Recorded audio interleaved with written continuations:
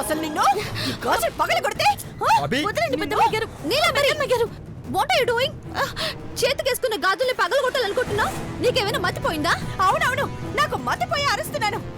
Aunty, uncle, aunty, aunty, uncle, త్వరగా రండి. Aunty, చెప్తా ఈరోజు నీ సంగతి. నీలాంబరి, ఏమైందమ్మా? ఏమైంది? ఎందుకమ్మా అలా అరుస్తున్నావు? కళ్ళ ముందు దారుణాలు జరుగుతున్నాయని చెప్తే కంప్లైంట్ ఇస్తున్నానని తిరిగి నన్నే అంటారా ఆంటీ? ఏమైందో చెప్పమ్మా. కంప్లైంట్ ఇవ్వడం తప్పు కాదు. తప్పు జరిగితేనే కంప్లైంట్ ఇస్తారు. అయితే దానికి కారణం ఉండాలి. సాక్ష్యం కూడా ఉంది అంకుల్.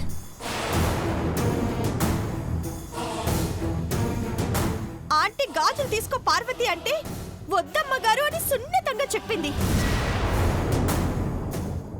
కానీ తీరా చూస్తే ఇదిగో చేతి నిండా గాజులేసుకుని వయ్యారంగా ఇంట్లోనే తచ్చాడుతోంది. చూడండి అంటే చూడండి. దొంగల చేతుల వెనక్కి దాచుకుంటావేంటే? చూపించు. చూపించు. ఎందుకు ఇంత రాదంతా చేస్తున్నారు? నువ్వు తీసుకున్నంత తేలిగ్గా నేను తీసుకోలేను కదా ఐశ్వర్య. ఎందుకంటే ఇది నా జీవితానికి ఎసరు పెట్టడానికి వచ్చినట్టుంది. అయినా నీకెందుకుంటుంది ఐశ్వర్య? చూస్తున్నారా ఆంటీ, నాకు ఐశ్వర్యకి మాత్రమే పచ్చగాజులు ఉండాలన్నారు, కానీ ఇదేసుకుంది.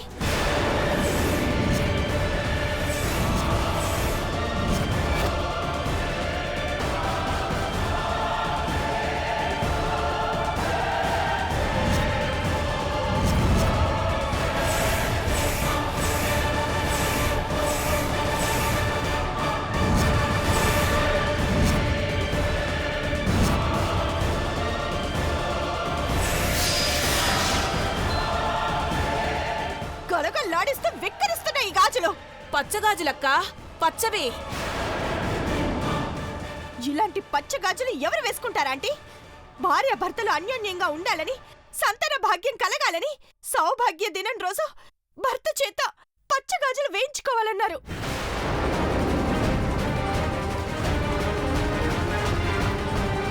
మరి పార్వతికి ఎవరు గాజులు తొడుగుంటారబ్బా? అడుగుతుంది నిన్నేనే. నీ చెయ్యి పట్టుకున్న మగాడు ఎవడు? మరి పార్వతికి ఎవరు గాజులు తొడుగుంటారబ్బా?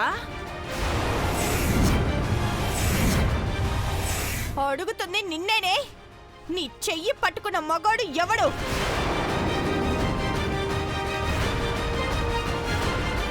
వాడు మొగుడు కాని మగాడైతే నిన్నేమంటారో తెలుసా? ఏమంటారో తెలుసా? Stop it! Stop it!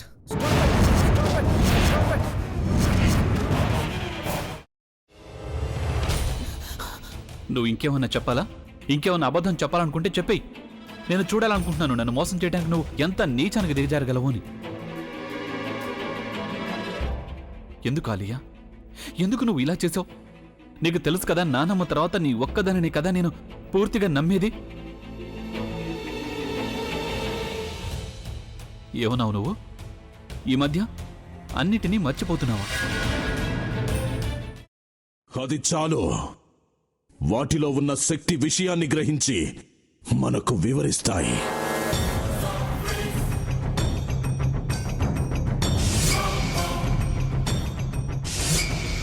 ఎవరు ఆ దండ విప్పొద్దు, గది తలుపులు తెరవద్దు.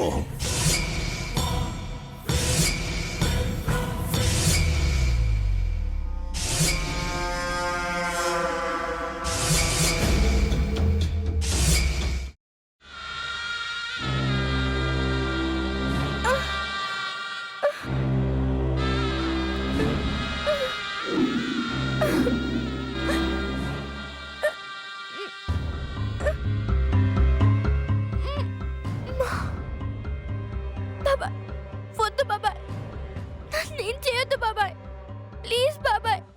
నీకు నిజం తెలిసినప్పుడే నా ఆలోచనలో నువ్వు చచ్చిపోయావు. ప్లీజ్ కొంచెం తినండి. భీమారావు గారు, మీరా? ఇగో మీరా కాదు సక్కుబాయ్. అవును, మీ పనామే లేచిపోయిందని చెప్పి కంప్లైంట్ ఇచ్చినావు కదా. రేయ్, ఆయన కంప్లైంట్ ఇచ్చింది లేచిపోయిందని కాదు, కనిపించడం లేదు అని. అట్లానా? సరే మేడం. ఇడియట్. ఆ వంట మనిషి పేరేంటన్నారు? రత్తాలు మేడం. ఏం పెద్ద మంచి నీ వంట మంచిని కూడా మేడం అని పిలుస్తావా? రేయ్ హాఫ్ బ్రెయిన్,